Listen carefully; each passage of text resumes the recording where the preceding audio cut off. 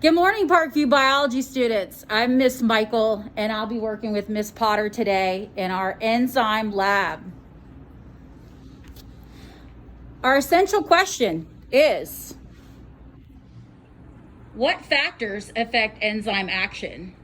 Here we have our materials, our frozen liver, scissors, cutting board, ruler, and I'm gonna go ahead and let Miss Potter talk about what we're gonna be using today solution-wise. Okay, we're going to be comparing sort of three different factors. So we could look at the acidity of the solution that the liver is in. We can look at the temperature that the liver is in. And then we're also going to look at grinding up the liver, because that will increase the surface area, and maybe that will also have an effect. We don't know, you guys are going to see. So all of that will be compared to kind of our two controls here. We have one control that is regular liver at the regular average temperature of the body and the average sort of pH of the body. And then we're going to have one over here where we're just going to add water to, and you guys are going to figure out why we did that later.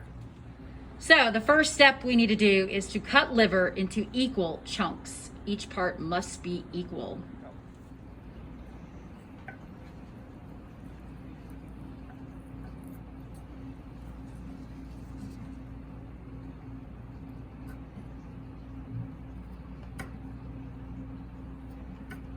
Think about why we want the chunks to be equal size.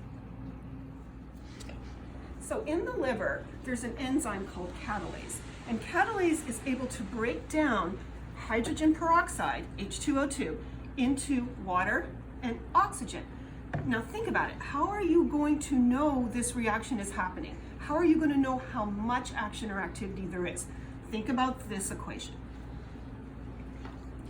So here we have our setup where we have one with water, and the rest of these are going to get 2 milliliters of hydrogen peroxide. So next step, place 1 chunk of liver in the appropriate beaker. So we have all of these different forms of the liver being exposed to different solutions and or temperatures. Room temperature liver.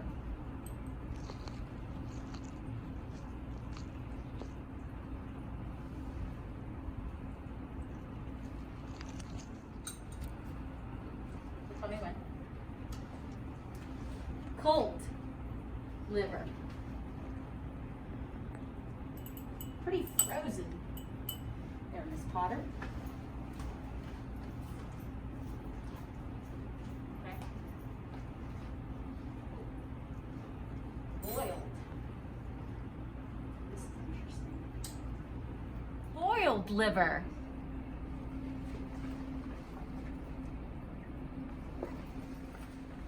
Our basic solution liver,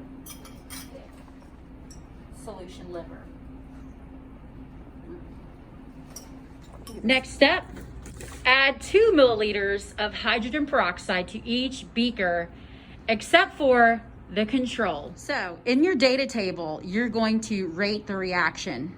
0 is where nothing is happening, all the way to 5 where you have the most intense reaction. You will rate the reaction in your data table.